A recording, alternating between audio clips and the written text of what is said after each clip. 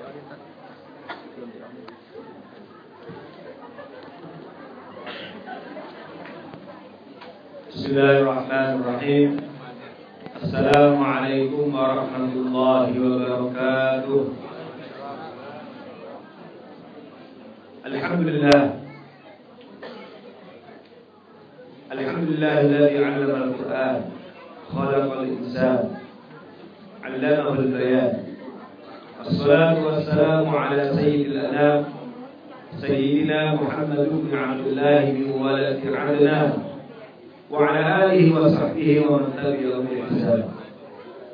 Amma ba'd, faqala ta'ala fi kitabil karim, a'udzu billahi minasy syaithanir rajim. Dhahara al-fasadu fil barri wal bahri bima kasabat aydin nas liyudhiqahum ba'dha alladhi 'amilu la'allahum yarji'un. Shadaqallahul 'azim. Ma'asyiral muslimin wal muslimat rahimakumullah. Kaifa halukum? Apa kabar Ibu? Alhamdulillah. Alhamdulillah binikmati dan shalihat. Tidak terasa malam hari ini kita sudah memasuki 10 hari terakhir dari bulan Ramadan. Kita berharap seluruh amal ibadah kita diterima oleh Allah Subhanahu wa taala. Dan semoga kita sebagaimana dapat mengawali dan memulai Ramadan dengan happy, dengan bahagia. Mudah-mudahan kita juga bisa mengakhirinya dengan happy dan bahagia pula. Dan bisa menyempurnakan Ramadan ini dengan peningkatan ibadah kepada Allah Subhanahu wa taala. Amin ya rabbal alamin. Bapak-bapak, Ibu rahimakumullah, sebagian orang ketika diuji oleh Allah Subhanahu wa taala dengan penyakit, atau ketika diuji dengan permasalahan, problem, atau ketika menghadapi kesulitan, atau barangkali mungkin di tengah jalan ada gangguan dan seterusnya. Yang sering terdengar adalah bahwa sebagian orang yang seperti itu sering mengkambing hitamkan orang lain. Kalau dari sisi penyakit, tidak jarang yang mengkambing hitamkan cuaca, mengkambing hitamkan iklim. Ada juga sebagian yang mengkambing hitamkan orang lain ketika menghadapi kesulitan atau menghadapi permasalahan.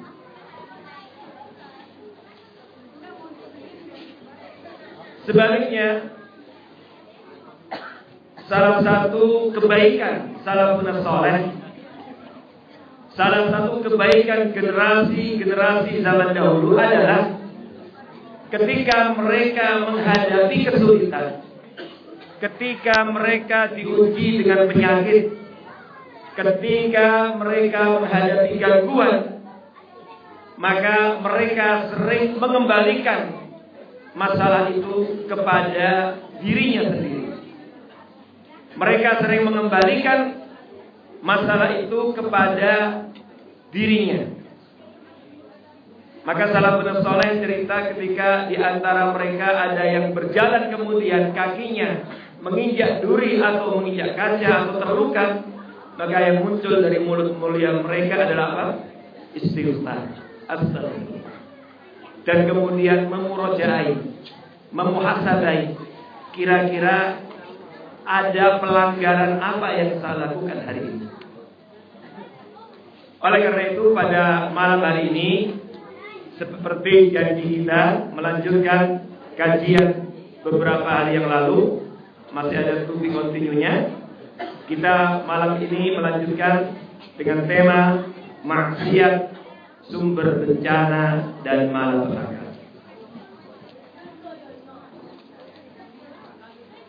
Allah Subhanahu wa taala telah menetapkan kaidah min qawaidil hayat, kaidah dari kaidah kehidupan.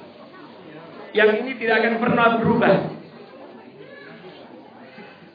Di antaranya dalam ayat yang tadi kita baca, surat Ar-Rum ayat 41. Apa? Bahwa terjadinya kerusakan ideologi, terjadinya kerusakan kehidupan sosial, terjadinya kerusakan alam, terjadinya kerusakan moral, dan lain sebagainya, segala bentuk kerusakan, itu ternyata pemicunya adalah manusia itu sendiri. Kezaliman manusia, kemaksiatan manusia, pelanggaran terhadap syariat Allah, pelanggaran terhadap perintah Allah, itu memicu munculnya bencana dan malapetaka, munculnya beragam kerusakan. Inilah yang Allah tegaskan di dalam surat Ar-Rum ayat 41 tadi. A'udzu billahi minasyaitonir rajim. Zaharal fasadu fil barri wal bahr. Telah tampak kerusakan di daratan dan di lautan. Apa pemicunya? Bima kasabat aydin nas. Karena perbuatan manusia, kezaliman manusia. Liyudhiqahu ba'dalladzi 'amilu. Allah Subhanahu wa taala semua hadirkan itu untuk mereka supaya bisa merasakan terhadap perbuatan mereka. Siapa tahu kemudian dengan bencana dan beragam kerusakan itu kemudian mereka kontemplasi, merenung, dan kemudian la'allahum yarji'un, supaya mereka kembali ke jalan yang benar, kembali ke jalan Allah Subhanahu wa taala. Ma'asyiral muslimin rahimakumullah, hadhihi qa'idah min qawaidil hayat. Ini adalah salah satu kaidah yang telah digariskan dalam Al-Qur'an yang tidak akan pernah berubah. Maka para ulama tafsir, di antaranya Al-Imam Ibnu Ashur, di dalam tafsirnya At-Tahrir wa Tanwir mengatakan, hadhihi qa'idah min qawaidil hayat. Ini adalah ketentuan dan ketetapan yang telah diputuskan Allah bahwa beragam kerusakan adalah dipicu oleh perbuatan manusia. Lafaz al-fasad pada ayat ini, alif lam al-fasad, alif lam pada lafaz fasad di sini, kata ulama tafsir adalah alif lam lil jins. Artinya apa? Lil istighraq, menunjukkan integral dan universal. Maka perbuatan manusia, kejahatan manusia, kemaksiatan manusia, itulah sumber bencana dan malapetaka. Itulah yang memicu beragam bentuk kerusakan. Kerusakan dalam kehidupan ideologi dengan maraknya praktek kesyirikan, kemusyrikan, kerusakan dalam kehidupan rumah tangga, kerusakan dalam kehidupan sosial, dan beragam bentuk kerusakan lainnya, termasuk kerusakan alam dan lain sebagainya. Maka kita banyak dikejutkan dengan bencana dan malapetaka yang datang silih berganti di beberapa negara, termasuk di bumi Allah Indonesia. Banjir, longsor, kemudian beberapa penyakit yang mungkin dulu ketika kecil kita nggak pernah dengar, muncul penyakit-penyakit baru. Ada flu burung, ada flu babi, terakhir kemarin ada flu onta, entah nanti apa lagi. Ada lagi penyakit apa? Cikungunya apa? Cikungunya. Kita nggak pernah dengar istilah penyakit. Ada macam-macam, banyak penyakit-penyakit baru yang sebelumnya tidak pernah kita dengar. Pertanyaannya, Bapak-bapak, Ibu rahimakumullah, kira-kira kita bicara Indonesia. Di Indonesia kemungkaran dan kemaksiatan sedikit apa banyak? Dengan beragam pelanggaran terhadap syariat Allah, kemungkaran dan kezaliman yang merajalela itu, masih pantaskah kalau kemudian kita selamat dari beragam kerusakan itu? Inilah yang juga disampaikan oleh Al-Imam Ibnu Qayyim rahimahullah. Beliau mengatakan, ketika di satu masyarakat pemimpinnya zalim, ketika di satu masyarakat penguasanya tidak adil, itu adalah cerminan bagian dari konsekuensi logis keadaan masyarakat yang jauh dari Allah, semakin seseorang, keluarga, masyarakat, bangsa jauh dari Allah, maka muncul beragam kerusakan, termasuk kerusakan politik, sosial, dan lain sebagainya. Dan kaidah ini kemudian dipertegas oleh Allah Subhanahu wa taala di dalam ayat yang lain. Di antaranya di dalam surat Asy-Syura, surat ke-42 ayat 30. Allah Subhanahu wa taala berfirman, "Wa ma asabakum min musibatin fabima kasabat aydikum wa ya'fu 'an katsir."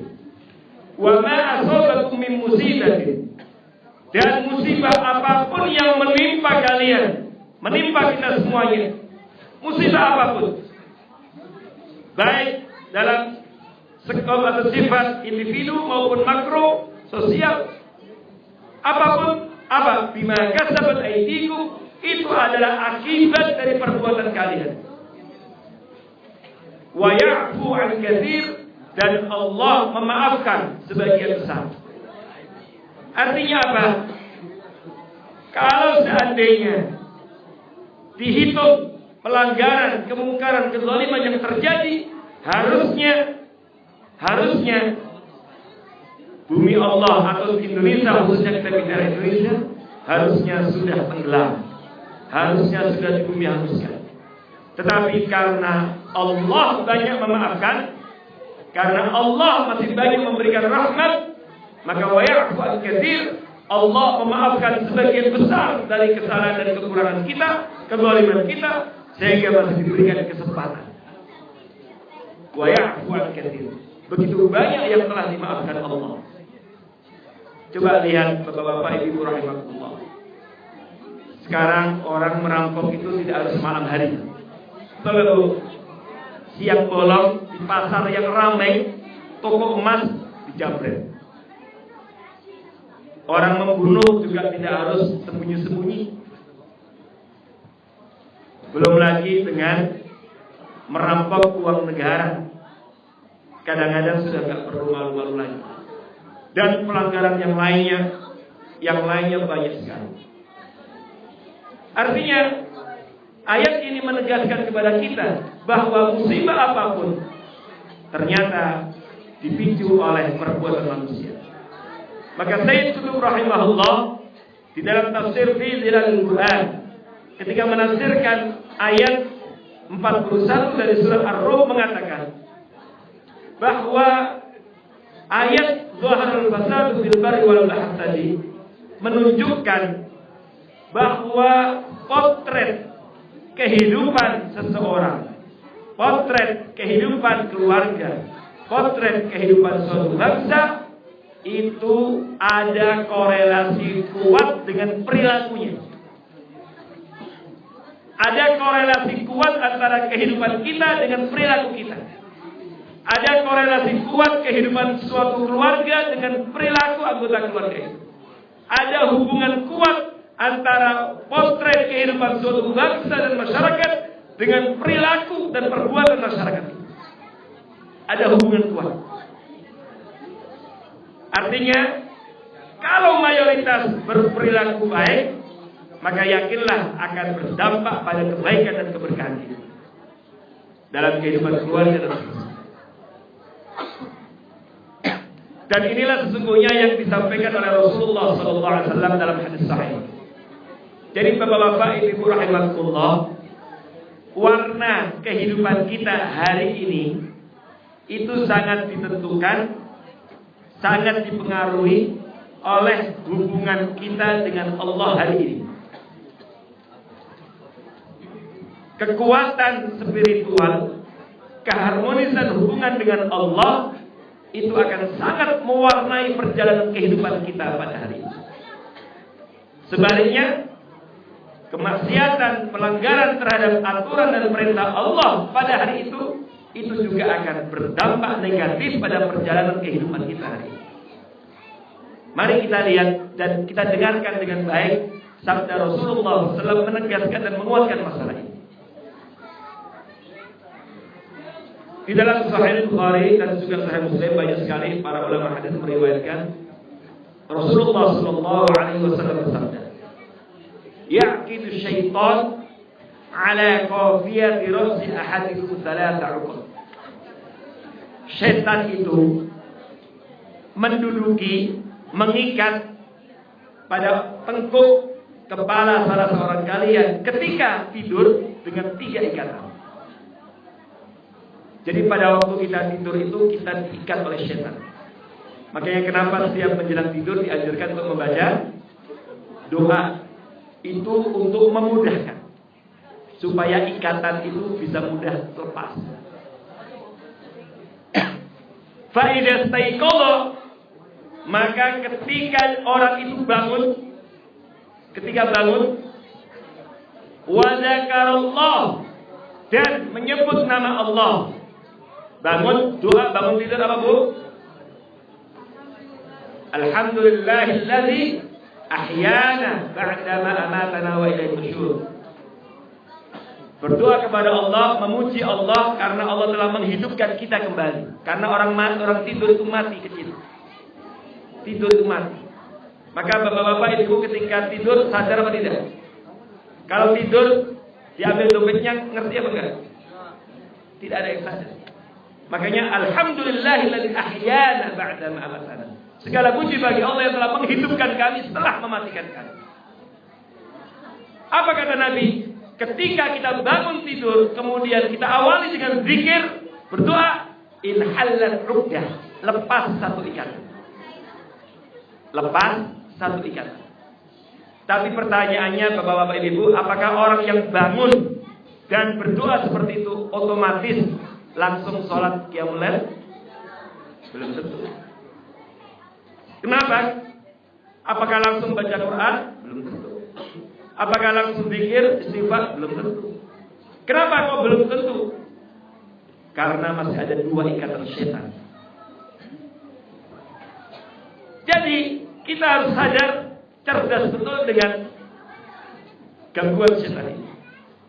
Lalu kata Nabi, fa in tawaddo, langkah berikutnya setelah berdoa itu kemudian dia wudu, langsung ambil air wudu, inhalat uqdah, lepas ikatan setan. Berapa yang lepas sekarang? 2. Pertanyaannya, apakah orang sudah punya wudu otomatis langsung sholat? Belum tentu. Kalau sholat jamaah misalnya, masih 1 rakaat, masih tinggal 3 rakaat, entar dulu. Atau entar dulu, mungkin belum komat. Masih ada kadang-kadang orang yang belum otomatis. Kenapa kok begitu? Karena masih ada satu lagi ikatan syaitan. Fa in shalla, maka jika ia langsung sholat, dan sebagian ulama hadis memasukkan hadis ini pada bab tahajud, bab keutamaan sholat tahajud. Berarti di antara tafsir atau penjelasannya, lalu sholat qiyamul lail tahajud, inhalat uqdah, maka lepaslah ikatan setan. Berapa yang tersisa? Tidak ada. Lepas semuanya. Lalu Nabi melanjutkan hadisnya. Apa pengaruhnya bagi kehidupan dia? Ketika seseorang mengawali kehidupannya dengan sarapan rohani seperti itu. Ketika seseorang memiliki program dalam hariannya, selalu berusaha bangun sebelumnya dan memiliki program untuk peningkatan spiritual seperti itu. Apa pengaruhnya dalam kehidupannya? Kata Nabi, maka fa asbaha nasyitan thayyiban nafsi. Maka dia mengawali pagi itu, hari itu menjadi orang yang nasyid, energik, kreatif, produktif, inovatif, thayyiban nafsi. Jiwanya, perangainya bagus, hatinya bersih. Kenapa? Karena dia mengawali dengan pembersihan jiwa, mendekatkan diri kepada Allah Subhanahu wa taala. Setelah subuh baca Quran, makfurat dibaca, kemudian berangkat ke Allah. Ada seorang ulama dai memvisualisasikan hadis ini dalam praktek kehidupan seperti ini. Kata beliau, maka yang terjadi dalam hidupnya, mobil keluaran tahun 90 yang biasanya ngadat, Tiba-tiba pagi itu Masya Allah ngalahin mobil keluaran 2014. Dia jalan, ternyata melewati banyak lampu merah. Kok bukan dilalah, Allah takdirkan hijau terus. Lancar semua. Sampai di kantor, Masya Allah, semuanya menyambut dengan happy, senyum. Dan pekerjaan kantor diselesaikan dengan baik. Di tempat kerjanya melaksanakan tugasnya dengan baik. Pulang ke rumah, Masya Allah, disambut oleh keluarganya dengan baik. Urusan anak keluarganya semuanya lancar. Fa'asbaha nasyitan thayyiban nafs. Jadi perjalanan hari itu menjadi mudah. Dimudahkan Allah. Kenapa? Karena ia mengawali dengan sarapan-sarapan mendekatkan diri kepada Allah. Wa illa, kata Nabi, sebaliknya, kalau tidak pernah ada program seperti itu, tidak pernah sarapan tilawatil Quran, tidak punya program untuk qiyamul lail, tidak ada agenda dalam kehidupannya untuk tahajud, tidak pernah ada program untuk sholat jamaah, yang terjadi adalah sholat subuhnya sering kesiangan dan seterusnya. Al-Quran tidak pernah dibaca tiap pagi. Wa illa, kalau tidak punya program-program seperti itu, apa kata Nabi? Fayakunu khabithan nafsi kaslan. Maka yang terjadi pada kehidupannya, ia menjadi seorang yang peranginya buruk dan kemudian menjadi orang yang malas, tidak produktif, tidak inovatif, tidak kreatif. Dan ini kemudian memicu munculnya banyak masalah dan problem dalam kehidupannya. Maka yang terjadi dalam hidupnya adalah mobil baru pun tiba-tiba starter mogok. Jalannya seperti menghalangi dia. Di kantor panik, suasananya nggak nyaman, nggak happy. Nyampe ke rumah, lihat rumah berantakan, nggak happy. Ada saja masalah, dan terus. Kenapa? Karena muncul dari perilaku yang seperti ini. Inilah ikhwan wa akhwatillah, Bapak-bapak Ibu rahimakumullah. Ada hubungan dengan kaidah tadi. Ini juga kaidah yang telah ditegaskan Rasulullah SAW. Bahwa ketika kita mengawali kehidupan kita dengan sarapan-sarapan spiritual, selain sarapan telur dadar atau sarapan nasi goreng atau nasi uduk misalnya, tapi kita mulai juga dengan kegiatan spiritual tadi, bangun qiyamul lail, salat subuh berjamaah, kemudian membaca Al-Quran dan seterusnya, ternyata ini akan sangat memberikan pengaruh positif bagi perjalanan kehidupan. Maka inilah tadi yang dikatakan oleh Syekh Qutb rahimahullah, bahwa ada korelasi kuat antara warna kehidupan seseorang hari itu dengan perilaku. Semakin kita dekat dengan Allah, yakinlah Allah akan membantu, menolong kita sehingga urusan kita pun dimudahkan Allah. Tetapi sebaliknya, ketika ada pelanggaran terhadap ajaran Allah, yakinlah ada saja kesulitan yang kita temui dalam kehidupan kita. Ada sebuah majalah Al-Mujtama', majalah bagus, majalah Islami terbitan Kuwait, banyak beredar di Saudi. Saya pernah membaca sebuah kolom renungan salah seorang dai. Orang yang terkenal, pernah datang ke Indonesia, Syekh Jasim Al-Gilani.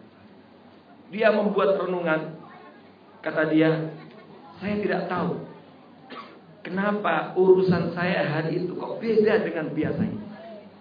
Tiba-tiba urusan di sana disuruh ke sini, disuruh ke sana, bulet, dipimpong sana sini. Enggak seperti biasanya, mulus saja hari itu. Maka kemudian dia coba kontemplasi, murojaah, mengulang kaset kehidupannya, ada apa dengan perjalanan saya hari ini.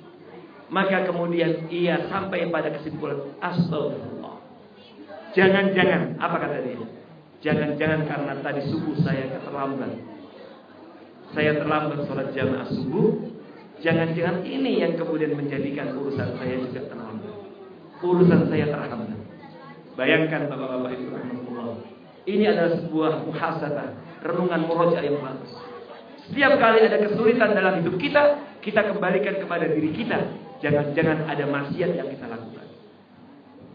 Bagi masyarakat awam, Mungkin maksiat mereka adalah minum-minuman, mencuri, zina, itu tetapi bagi aktivis dakwah, bagi orang-orang yang sudah terlibat dalam aktivis dakwah, aktif pengajian dan seterusnya, maka maksiat orang yang beriman kepada Allah harusnya juga memikirkan bahwa ketika satu hari tidak membaca Al-Quran itu adalah maksiat, seperti yang pernah kita jelaskan sebelumnya beberapa hari yang lalu.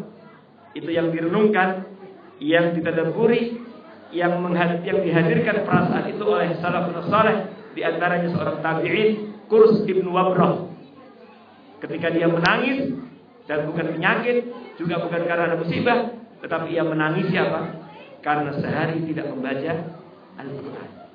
Dan itu dianggap sebagai sebuah maksiat dan dosa, sehingga pantas untuk ditangisi. Maksiat kita adalah ketika kita kesiangan sholat subuh, gak biasanya itu maksiat. Ketika sebagian salafun saleh bahkan ketika terlambat sholat jamaah di masjid, mereka anggap itu sebagai sebuah maksiat. Dan ini sesuatu yang bagus. Menghadirkan perasaan seperti itu adalah sesuatu yang bagus. Menunjukkan adanya al-yaqظah al-imaniyah, adanya kebangkitan keimanan dalam dirinya. Karena bagi sebagian orang, subuh sholat atau enggak sholat itu biasa. Meninggalkan sholat sebagian masyarakat kita ada yang menganggap bukan merupakan dosa. Tetapi tidak demikian dengan orang yang memiliki iman. Ketika terlambat sholat jamaah, maka ia menganggap itu sebuah maksiat. Maka kila diriwayatkan Umar bin Khattab radhiyallahu anhu pernah suatu ketika dia lengah, namanya juga manusia. Dia masuk ke dalam kebunnya, sibuk dengan urusan dunianya, bisnisnya, pekerjaannya di kebunnya, sampai kemudian dia setelah itu teringat sudah masuk waktu sholat asar. Begitu dia sampai ke masjid, sudah selesai jamaah. Maka apa yang beliau lakukan? Beliau berjanji, ini gara-gara kebun ini. Maka mulai saat ini, penghasilan kebun ini saya sedekahkan untuk membayar kerugian saya ketinggalan sholat. Allah. Sebagian salafun saleh, bapak-bapak, ibu rahimakumullah, mereka punya tradisi di kalangan tabi'in itu ada satu komunitas tradisi bagus. Mereka ada satu komitmen. Kalau ada saudaranya tidak sholat berjamaah, itu mereka takziah. Takziah itu biasanya untuk apa? Takziah itu untuk menghibur orang yang meninggal dunia. Maka di kalangan mereka ada yang membudayakan, ketika ada saudaranya lama tidak terlihat berjamaah, maka mereka ramai-ramai mentakziah. Bahkan sebagian mereka mengatakan, kalau seandainya saya diuji oleh Allah, anakku atau keluarga pada yang meninggal, tentu akan banyak yang hadir. Tapi jarang di antara mereka yang hadir ketika saya meninggalkan perintah Allah atau ketika musibah menimpa agama saya. Kenapa? Karena mereka menganggap musibah yang menimpa agama jauh lebih berhak untuk ditakziahi dari musibah yang menimpa dunia. Dan inilah yang kemudian dibudayakan mereka mentakziah. Kira-kira kalau ini kita berlakukan di Sydney, Australia ini, takziah ini gimana? Berapa banyak orang yang kita takziahi? Kalau di Indonesia misalnya, kira-kira berapa lama kita mentakziahi orang? Artinya ini satu hal yang bagus. Jadi bapak-bapak, ibu rahmatullah, begitulah. Warna kehidupan kita sangat ditentukan oleh perilaku. Warna kehidupan keluarga kita sangat ditentukan oleh perilaku kita. Maka sebelum kita menyalahkan anak kita yang nakal, sebelum kita menyalahkan anak kita yang rewel, sebelum kita menyalahkan anak kita mungkin yang menimbulkan permasalahan, ada baiknya kita sebagai orang tua muhasabah. Apa kira-kira yang Abi dan Umi lakukan hari ini? Apa kira-kira yang sudah kita lakukan sampai kemudian memicu problematika dan permasalahan pada kehidupan kita? Inilah tadabbur, kontemplasi, permenungan seperti ini yang dikaitkan dengan ayat dan hadis tadi. Inilah yang dilakukan oleh seorang ulama bernama Fudail Ibn Iyad. Al-Fudail Ibn Iyad ulama besar. Beliau mengatakan begini, Wallahi, sampai bersumpah, Wallahi inni la ajidu athara ma'siyati fi dabbati wa ahli. Demi Allah aku mendapatkan pengaruh dari maksiatku terlihat dengan jelas pada kendaraanku dan keadaan keluargaku. Ini adalah sumpah dari seorang ulama besar, Fudail ibn Iyad. Beliau mengatakan, wallahi demi Allah, aku mendapatkan pengaruh dari maksiatku kepada Allah ternyata terlihat pada kendaraanku dan keadaan keluarga. Dan inilah yang menjadi perenungan mereka. Oleh karena itu, Bapak-bapak Ibu rahimakumullah, hal-hal seperti ini bagus untuk selalu kita hidupkan, sehingga dari hari ke hari akan semakin meningkat perjalanan kehidupan kita, semakin lebih baik. Dan begitulah Allah tetapkan bahwa maksiat adalah merupakan sumber bencana dan malapetaka, baik bencana dalam kehidupan rumah tangga, dalam kehidupan sosial dan seterusnya. Maka ayat yang kemarin sempat ditanya juga dalam dialog sebelumnya, yang sudah saya jelaskan, Allah Subhanahu wa taala berfirman, "Wattaqu fitnatan la tusibanna alladziina zalamu minkum khassah wa'lamu annallaha syadidul 'iqab." Bahwa ternyata salah satu bentuk maksiat yang memicu munculnya bencana dan malapetaka adalah, tentu banyak, di antaranya adalah ketidakpedulian kita dengan beragam kemungkaran yang ada. Kita hanya puas dengan kesolehan diri kita, tetapi tidak ada upaya untuk menularkan kesolehan kepada orang lain.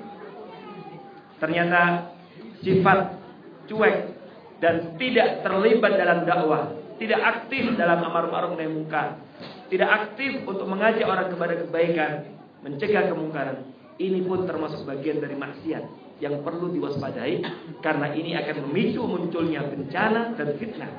Ayat yang barusan saya baca adalah dalilnya. Wattaqu fitnah, dan takutlah kalian dengan fitnah. Bisa azab, bisa bencana alam, bisa krisis sosial, krisis moneter, apapun. La tusibanna alladziina zalamu minkum khassah, yang tidak hanya menimpa orang zalim saja. Tidak hanya menimpa orang zalim saja.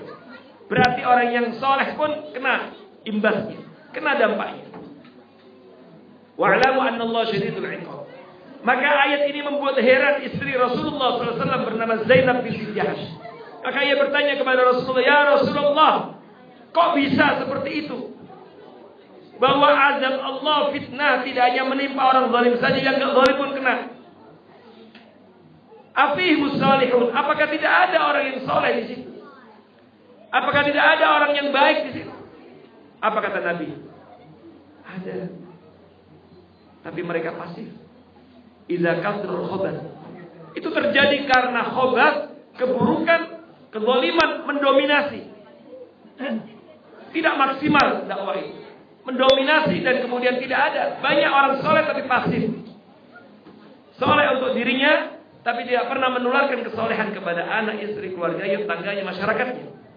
Dan ternyata kepasifan yang seperti ini memicu munculnya fitnah. Oleh karena itu, ma'asyiral muslimin rahimakumullah, banyak ayat-ayat yang lain ketika kita meninggalkan dakwah, tidak aktif dan tidak terlibat dalam komunitas yang semangat untuk menyebarluaskan kebaikan, ternyata itu tidak membawa kepada kebahagiaan. Di dalam hadis yang lain Rasulullah sallallahu alaihi wasallam bersabda, "La ta'murunna bil ma'ruf wa la tanhawunna 'anil munkar." Hendaknya kalian semangat amar ma'ruf nahi munkar. Dan amar ma'ruf nahi munkar itu babnya luas sekali pintunya. Sarananya juga banyak. Saya kira apa yang dilakukan oleh Iqra' bin Yasir itu juga amar ma'ruf nahi munkar dengan beragam program. La ta'muruna bil ma'ruf wa la tanhawunna 'anil munkar. Jadi hidup ini pilihan. The life is choice. Al-haya al-ikhtiyar bainal amrayn. Kita terlibat aktif atau kita pasif. Tapi ingat, kalau kita pasif enggak terlibat aktif, atau pilihannya pahit. Kalau kalian aktif amar ma'ruf nahi munkar, terlibat dalam aktivitas dakwah, melakukan kebaikan dan perbaikan, semangat untuk menularkan kesolehan kepada orang lain, maka apa? Kalian akan bahagia, selamat dan seterusnya. Tapi kalau tidak, la yushakanallahu, atau Allah akan kirimkan azab kepada kalian. Dan azab itu dalam di dunia bisa bentuknya macam. Kalau dulu umat sebelum Rasulullah SAW, mereka langsung dibinasakan. Tapi kalau kita bisa dalam bentuk penyakit, krisis dan seterusnya. Dan kemudian yang terjadi adalah akan muncul satu saat tsumma tad'unahu fala yastajabu lakum. Kemudian yang terjadi adalah kalian merengek-rengek, menangis, berdoa kepada Allah, tapi sama sekali tidak dikabulkan. Kenapa? Karena kalian tinggalkan dakwah. Nah, oleh karena itu, inilah bagian yang juga perlu kita pikirkan secara serius. Apalagi peluang kita berdakwah di bumi Allah Subhanahu ini luar biasa sangat besar. Dan karena itu kita harus terus semangat istiqomah dan semakin kita tingkatkan keterlibatan kita dengan aktivitas-aktivitas positif yang diantaranya apa yang sudah digagas oleh Iqra Foundation dan yang lainnya. Saya kira ini adalah bagian yang juga harus kita support dan kita ikut terlibat aktif. Ya. Apapun bentuk kontribusi kita, tapi yakinlah itu punya nilai pahala yang besar di sisi Allah Subhanahu wa taala. Semoga Allah Subhanahu wa taala selamatkan kita semuanya dari fitnah, selamatkan kita semuanya dari azab, dan semoga kita semuanya termasuk orang-orang yang senantiasa cerdas untuk membaca kaidah kehidupan ini dan kemudian selalu berwaspada, hati-hati dalam mengarungi kehidupan, selalu ingat dengan kaidah ini. Dan terakhir saya ingin sampaikan, kita hubungkan dengan materi yang sebelumnya, merubah ujian menjadi pujian. Maka berdasarkan pertanyaan yang waktu itu ada yang nanya, bagaimana kita bisa membedakan antara ujian dengan azab? Saya ingin sampaikan, kalau orang itu sudah baik, orang itu sudah soleh, orang itu sudah semangat menularkan kesolehan, kok masih diuji oleh Allah, itu bukan azab. Itu adalah tarbiyah imaniyah. Allah uji untuk mengangkat derajatnya. Tapi sebagai manusia kita nggak boleh mengungkapkan seakan-akan kita soleh sehingga kita nggak merasakan krisis, nggak diazab. Nggak boleh. Sebagai manusia kita harus selalu hadirkan, selalu merasa kurang di hadapan Allah. Maka setiap ada permasalahan selalu yang kita salahkan diri kita. Jangan sampai begini. Ketika ada bencana di negara lain atau ini, itu bentuk azab Allah. Alhamdulillah kita enggak ya. Karena kita soleh semuanya. Atau ada keluarga yang lain diuji oleh Allah kemudian, itu gara-gara yang tidak pernah kelihatan tarawih sih pantas begitu. Kemudian karena kita nggak boleh begitu. Kita nggak boleh menisbahkan. Tetapi kaidah ini perlu terus kita hadirkan saja. Ya. Jadi kalau orang itu sudah baik, kemudian semangat juga menularkan kebaikan, kok diuji oleh Allah, itu adalah bagian, itu ujian, bukan azab. Tapi ketika seseorang jauh dari Allah, maka itu dalam bentuk ujiannya bisa jadi dengan bentuk azab. Ketika memang jelas melakukan pelanggaran-pelanggaran terhadap ajaran Allah Subhanahu. Jadi bedanya itu. Oleh karena itu para nabi dan rasul diuji apa tidak? Diuji. Apakah berarti mereka maksiat pada Allah? Bukan. Diuji untuk ditingkatkan kelasnya, derajatnya. Nah, dalam Islam juga demikian. Ada ujian. Tapi kita harus selalu introspeksi.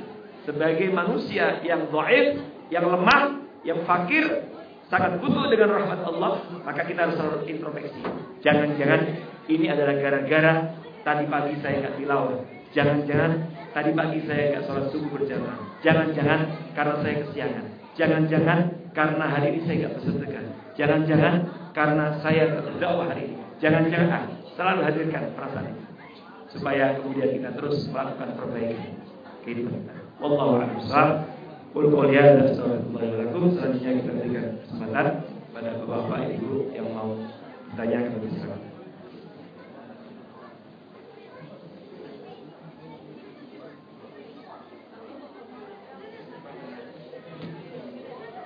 Ya, silakan.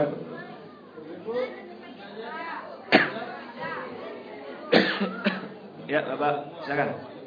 Pak Wita.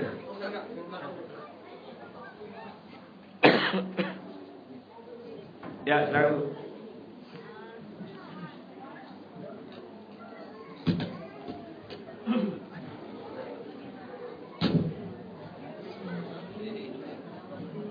Assalamualaikum. Agak keras Bu, biar dengar Bu. Apa yang disampaikan ulama dari hidayat.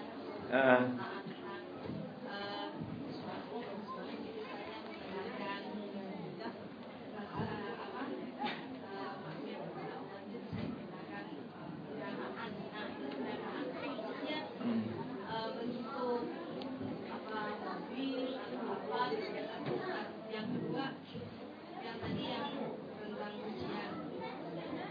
Nah, misalnya kita sudah tadi kan 3 kali ikatan yang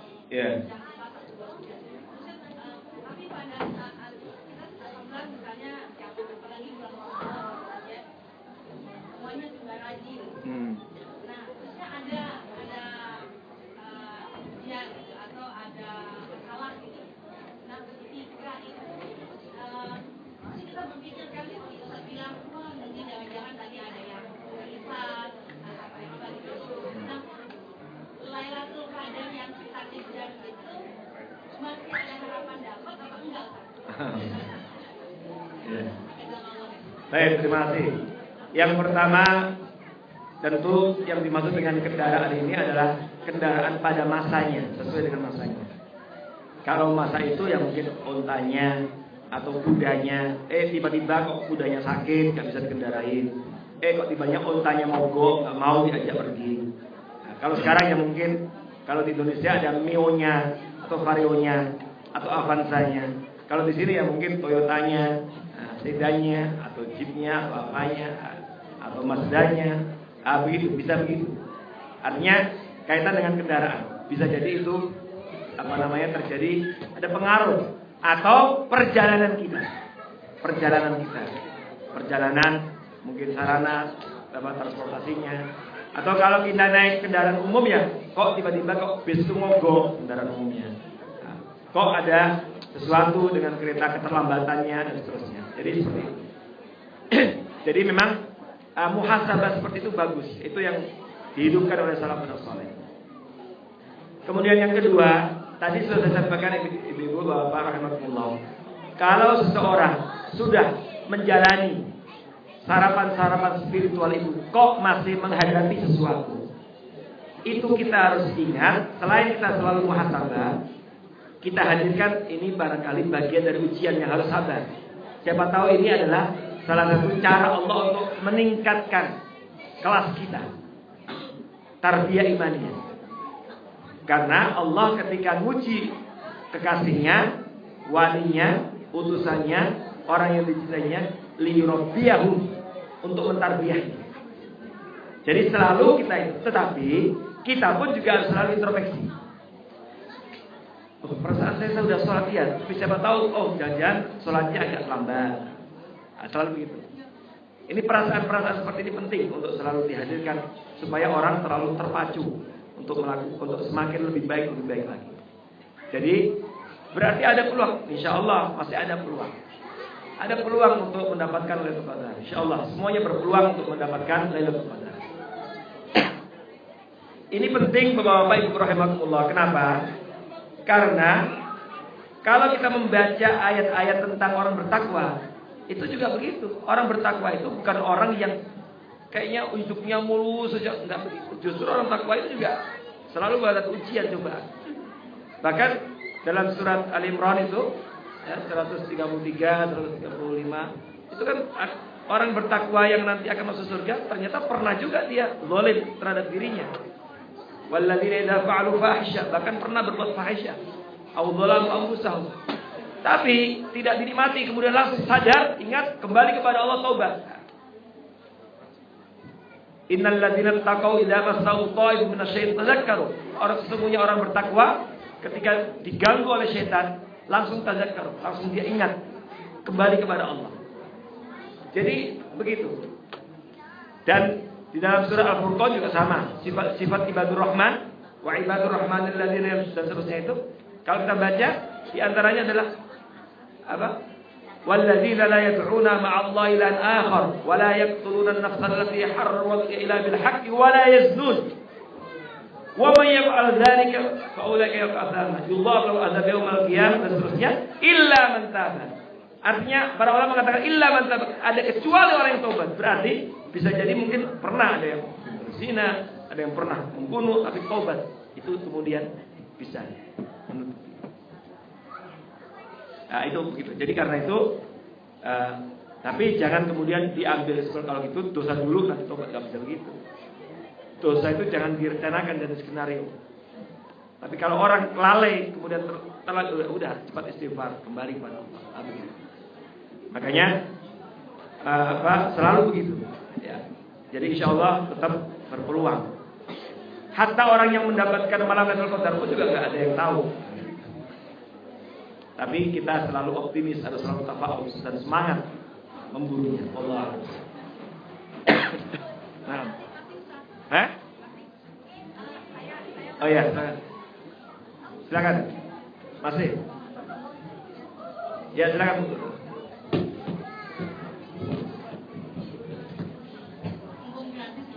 Ya.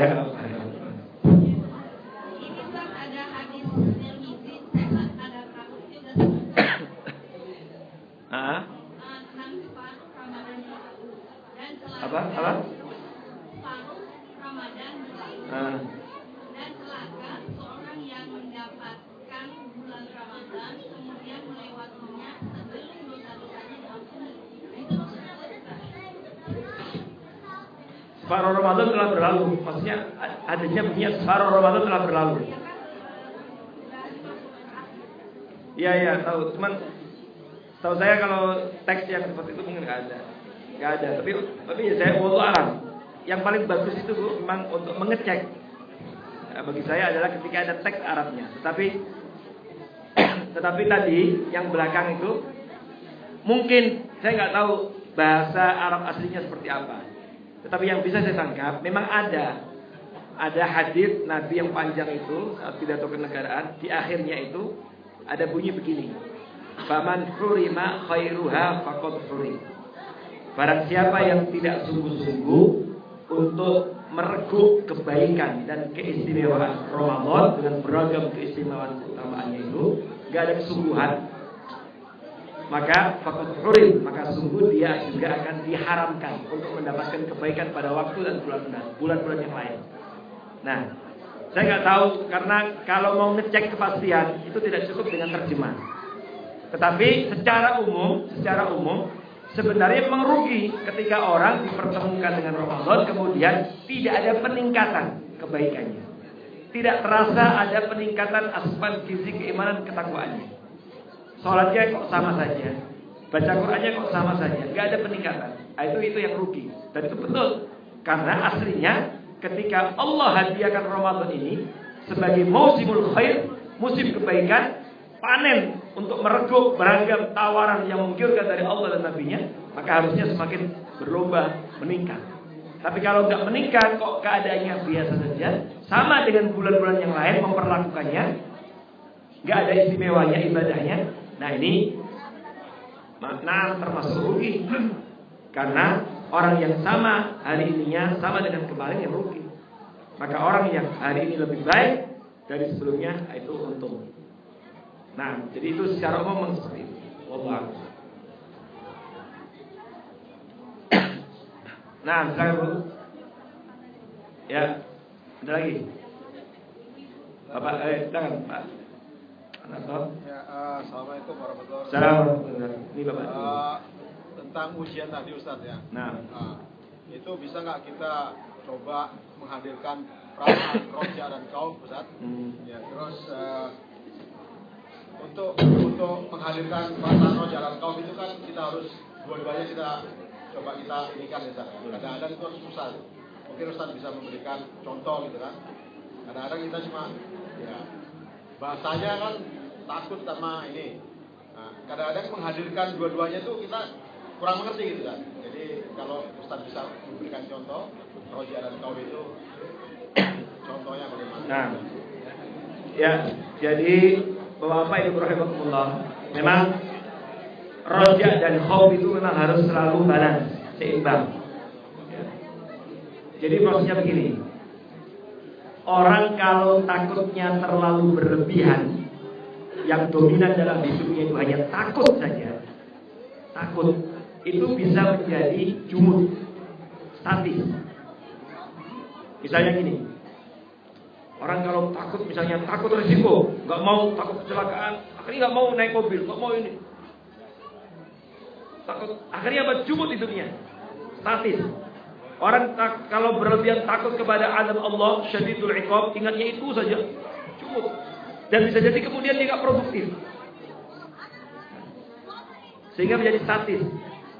Nah, oleh karena itu harus dihadirkan pada waktu yang bersamaan roja. Roja itu adalah rasa optimisme, selalu mengharap rahmat Allah, bahwa Allah juga Ghafurur Rahim. Bayangkan kalau orang misalnya hanya habis maksiat dan kemudian takut dengan azab Allah, kemudian nggak ingat bahwa Allah Ghafurur Rahim, maka yang terjadi apa? Dia akan penyesalan mendalam. Akhirnya disuruhin nggak mau, nyesel. Bahkan bisa jadi muncul putus asa, dan akhirnya ada sebagian yang mereka kemudian menghabiskan dirinya dengan bunuh diri dan seterusnya. Orang yang bunuh diri kan ketakutannya juga berlebihan. Nah, maka kalau ia ingat bahwa Allah Ghafurur Rahim, Allah akan menerima taubatnya, Allah akan bahwa taubat itu bisa menutupi kekurangan yang sebelumnya, maka ketika itu dia akan bangkit, semangat lagi, tumbuh keyakinannya. Saya kira contoh hadis seorang yang membunuh 99 orang, kisah pada zaman sebelum Rasulullah SAW yang dikisahkan Nabi kembali dan ada dalam Riyadhus Shalihin, itu adalah salah satu contoh yang luar biasa juga. Itu juga diantara keutamaan hijrah, yaitu ada orang yang membunuh 99 orang, dan kemudian ya kita tahu membunuh 99 orang itu jagal betul, jagal. Tapi kemudian dia fitrahnya ini pengen jadi baik, maka dia datang kepada seorang pendeta. Dia ceritakan, kira-kira hal li min taubah, kira-kira masih ada gak kesempatan bagi saya untuk saya itu melakukan kejahatan yang luar biasa, 99 orang saya penggal lehernya. Apa kata dia? Wah, kamu jagal, penjahat besar kamu ini. Kalau bahasa kita, kamu gak layak hidup di dunia, kamu harusnya di Nusa Kambangan. Nah, mungkin bahasa kita gitu. Apa? Kesal dia, akhirnya tebas lagi. Saking kesalnya, tebas. Sehingga kita menjadi 100. Tapi hatinya masih kecamuk, fitrahnya masih kecamuk. Sampai akhirnya dia juga bertemu dengan seorang yang alim, dan kemudian diungkapkan, curhat, bahwa dia telah melakukan banyak dosa dan dosanya nggak tanggung-tanggung. 100 orang dipenggal, dibunuh. Dia menangis dan kemudian mengatakan, kira-kira masih ada, bisa diterima nggak tobat saya? Kalau saya tobat, masih ada nggak kesempatan dalam tobat? Nah, orang alim ini bijak. Dia jawab, Allahu Rahim. Kalau kamu jujur mau tobat, insya Allah Allah akan ampuni. Tapi dia memberikan syarat. Apa? Kamu harus hijrah. Kamu harus tinggalkan kampung itu, negeri. Kenapa? Karena nggak kondusif. Bisa jadi ada yang membuat orang itu jahat karena lingkungannya. Ada orang membuat orang itu kemudian nggak baik karena lingkungan. Maka diperintahkan untuk hijrah. Kamu pergi dari itu. Pergi ke satu negeri. Maka kamu dan niatkan tobat, insya Allah Allah akan terima. Maka dia langsung bahagia. Wah, langsung seperti apa? Ada air oasis pada pasir. Wah, senang sekali dia. Dan semangat dia bertekad nanti dituruti. Dan kemudian dia hijrah, tinggalkan kampung halamannya, tempat di mana dia banyak mengukir sejarah kelam. Nah, apa yang terjadi ketika dia meninggalkan kampungnya menuju tempat yang dituju? Di tengah perjalanan dipanggil Allah Subhanahu wa taala. Fatakhasawatil malaikatur rahmah wal 'adzab. Kata Allah, kemudian berantem malaikat azab dan rahmat. Kata malaikat azab, ini bagianku. Kata malaikat rahmat, lah, ini bagianku. Hadisnya begitu. Fatakhasamat. Jadi masih berantem malaikat itu. Maksudnya, ini bagianku, saya nyatet ini azab. Kata dia, lah. Sampai kemudian datang keputusan Allah, disuruh ngukur. Kira-kira jaraknya antara tempat dia pergi dengan itu mana? Sampai diukur ternyata lebih dekat 1 hasta. Bedanya cuma ke tempat di mana dia mau hijrah. Dan datanglah keputusan Allah, diampuni dosanya. Dan ini oleh para ulama diantaranya ketika mengupas ini dikaitkan dengan ayat 100 dari surah An-Nisa. Wa may yuhajir fi sabilillah yajid fil ardi muraghaman katsiran wa sa'ah. Wa may yakhruj min baitihi muhajiran ila Allah wa rasulih thumma yudrikuhul maut faqad waqa'a ajruhu 'ala Allah wa kana Allahu ghafurur rahim. Barang siapa yang hijrah, punya semangat ingin berubah dari kehidupan kelam menuju kehidupan yang lebih baik, maka bisa dipastikan orang yang hijrah itu dia dia akan mendapati banyak keluasan keberkahan rezekinya. Di tempat yang barunya Allah bukakan pintu rezeki. Wa may yakhruj min baiti muhajiran, dan barang siapa yang hijrah dari rumahnya ilallahi wa rasuli, menuju Allah dan Rasulnya, kok summa yudrikul mautu, di tengah perjalanan kematian menjemputnya, tapi dia punya semangat, niat untuk berubah. Apa kata Allah? Faqad waqa'a ajruhu 'ala Allah, maka sungguh telah sempurna pahalanya si Allah. Sempurna dengan niatnya tadi, semangatnya, kesungguhannya. Padahal dia belum sampai ke tempatnya, belum sampai, tapi semangat untuk berubah. Maka disinilah pentingnya kita ajak keluarga kita semua untuk hijrah, semangat untuk terus lebih baik. Kenapa? Karena niat dan tekad ini, kalaulah belum sampai kepada apa yang kita inginkan, di tengah perjalanan Allah menjemput kita, kita telah, kata Allah, faqad waqa'a ajruhu 'ala Allah. Dan ini berlaku pada kisah tadi. Wa kana Allahu ghafurur rahim, dan Allah Maha Pengampun lagi Maha Penyayang. Jadi memang harus dihadirkan. Tapi sebaliknya orang kalau terlalu optimis, yang dominan rahmat saja, rojaknya terlalu dominan, itu nanti ternina bubukkan. Kayak nina bubuk itu. Apa? Manja. Ternina bubukkan, akhirnya gampang. Ntar Allah kan Ghafurur Rahim. Jadi ntar Ghafurur Rahim. Jadi maka dia lupa bahwa Allah juga Syadidul Iqab. Gak apa, dosa-dosa dikit gak apa. Ntar di neraka kan bisa kumpul dengan artis-artis senior. Naudzubillah. Jadi kadang ada ungkapan yang candaan yang berlebihan. Ini nggak boleh juga. Makanya harus balance. Harus balance antara roja dengan khauf. Dan orang kalau khauf kepada Allah bukan seperti takut dengan singa atau macan, lari. Tapi khauf kepada Allah, orang akan semakin mendekat. Kenapa? Kok mendekat kepada Allah? Karena dia masih ingat akan roja tadi. Berarti pada saat dia jatuh dalam kubangan kezaliman, dia takut. Tapi bersamaan dengan itu dia bangkit dan ingin bertekad merubah lebih baik lagi, karena ia optimis dan roja terhadap rahmat Allah. Amin. Wallahu a'lam. Nah, baik, ada lagi Bapak, Ibu? Cukup? Ya. Baik, mudah-mudahan bermanfaat buat kita semuanya.